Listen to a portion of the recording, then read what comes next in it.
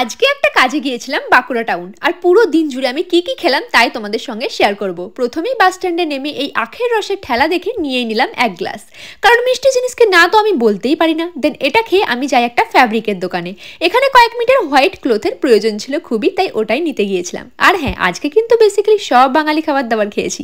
তো ওই 11টার দিকে খেয়েছি লুচি বা পুরি যাই বলো, সঙ্গে ছিল আলুর দম আর মটরশুঁটি দিয়ে। অ্যাস্থেটিক বেশ বেতের ঝুড়িতে সার্ভ করা ছিল, দেখতেও দুর্দান্ত আর খেতেও। আর খেয়েছি এই ব্লুবেরি ড্রিঙ্ক, যেটা বেশ রিফ্রেশিং ছিল। দেন আজকে লাঞ্চ থালিটা খুব এক্সাইটিং। শুনতে অবাক লাগলেও এটাই সত্যি যে আমি ফার্স্ট টাইম এরকম কোনো বেঙ্গলি স্টাইল থালির খাবার খাচ্ছি। তো অনেক কিছু ছিল পাতে, পাঁপড় ভাজা, বেগুন ভাজা, স্যালাড তো ছিলই, আর আছে পনির বাটার মশলা, কড়াইশুঁটির তরকারি, আলু পোস্ত, সোনামুগের ডাল মাছের মাথা দিয়ে, দই আর চাটনি।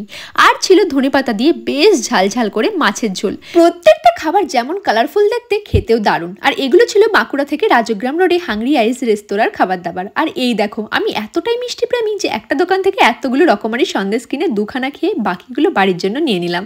আর বিকেল থেকে বাড়ি ফেরার পথে বাস স্ট্যান্ডে বসে বসে খেলাম এই কুলফি। ব্যাস, এই ছিল আজকের খাওয়া দাওয়া।